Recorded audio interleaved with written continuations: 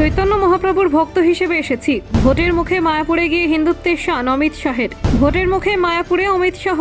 স্বরাষ্ট্রমন্ত্রী নই, আমি চৈতন্য ভক্ত। হরে কৃষ্ণ ধ্বনিতে শুরু ভাষণ। নির্বাচনের আগে এখন ধর্মীয় বার্তা। মায়াপুরে পুজো দিয়ে রাজনৈতিক তরজা জোরদার করলেন অমিত শাহ। স্বরাষ্ট্রমন্ত্রীর বদলে ভক্তের পরিচয়। ভোটের আগে নতুন কৌশল। চৈতন্য ভূমিতে শাহ।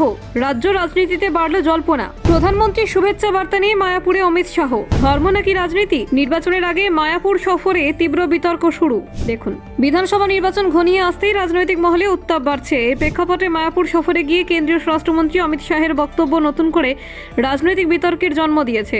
ধর্মীয় মঞ্চে দাঁড়িয়ে তার পরিচয়ের ভিন্ন মাত্রা তুলে ধরা এবং নিজেকে চৈতন্য ভক্ত হিসেবে উপস্থাপন করা ঘিরে শুরু হয়েছে নানান আলোচনা। শ্রীধাম মায়াপুরও আন্তর্জাতিকভাবে বৈষ্ণব ধর্মাচর্চার এক গুরুত্বপূর্ণ কেন্দ্র হিসেবে পরিচিত। সেই পবিত্র ভূমিতে শাহের উপস্থিতি বিশেষ তাৎপর্যপূর্ণ বলে মনে করছেন অনেকে। সফরের শুরুতেই তিনি হরে কৃষ্ণ ধ্বনি উচ্চারণ করেন এবং স্পষ্ট করে জানান যে তিনি এখানে স্বরাষ্ট্রমন্ত্রী হিসেবে নয়, চৈতন্য মহাপ্রভুর একনিষ্ঠ অনুগামী হিসেবে এসেছেন। তিনি তার বক্তব্যে বলেন, বহুদিন ধরে মায়াপুরে আসার ইচ্ছে ছিল, কিন্তু বিভিন্ন ব্যস্ততার কারণে আর সম্ভব হয়নি। এদিন সেই ইচ্ছে পূরণ হওয়ায় তিনি নিজেকে ধন্য বলে মনে করছেন বলে জানান। তার কথায়, মহাপ্রভুর এই পুণ্যভূমিতে পা রাখতে পারা জীবনের এক বিশেষ মুহূর্ত। শাহ একদিন যোগ দেন ভক্তি সিদ্ধান্ত সরস্বতীর 125তম জন্মজয়ন্তী উপলক্ষে আয়োজিত বিশেষ অনুষ্ঠান স্থলে প্রথমে পৌঁছেই তিনি মন্দিরে পুজো দেন এবং পরে ভক্তদের উদ্দেশ্যে ভাষণ রাখেন। ভাষণে তিনি প্রধানমন্ত্রী নরেন্দ্র মোদীর শুভেচ্ছা বার্তাও তুলে ধরেন। শাহ জানান, মায়াপুর সফরের কথা তিনি আগে থেকেই প্রধানমন্ত্রীর সঙ্গে আলোচনা করেছিলেন এবং প্রধানমন্ত্রী সকল ভক্তকে হরে কৃষ্ণ জানাতে বলেছেন। বক্তৃতার একাংশে শাহ বলেন, ভক্তি আন্দোলনের সূচনা করেছিলেন চৈতন্যদেব এবং তার শিক্ষায় বিশ্বজুড়ে ছড়িয়ে পড়েছে।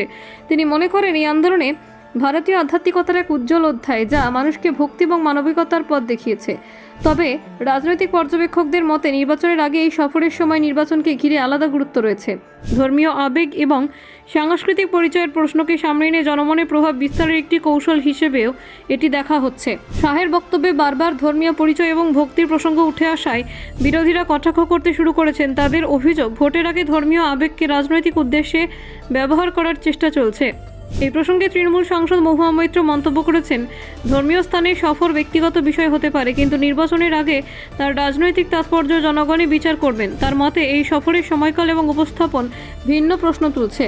অন্যদিকে বিজেপি শিবিরের বক্তব্য, এটি সম্পূর্ণ ব্যক্তিগত এবং আধ্যাত্মিক সফর। তাদের দাবি, দেশের সাংস্কৃতিক ঐতিহ্যের সঙ্গে যুক্ত থাকা এবং আধ্যাত্মিক স্থানে যাওয়া কোনো রাজনৈতিক কৌশল নয়, বরং ব্যক্তিগত বিশ্বাসের অংশ। মায়াপুরে অবস্থিত ইস্কন মন্দির দীর্ঘদিন ধরে আন্তর্জাতিক ভক্তদের আকর্ষণের কেন্দ্র। সেখানে এক উচ্চপদস্থ নেতার উপস্থিতি স্বাভাবিকভাবেই আলোচনার কেন্দ্রবিন্দুতে আসে। রাজনৈতিক বিশ্লেষকদের একাংশ মনে করছেন, ধর্ম ও রাজনীতির মেলবন্ধন ভারতীয় রাজনীতিতে নতুন নয়। Bureau report, news prime Times.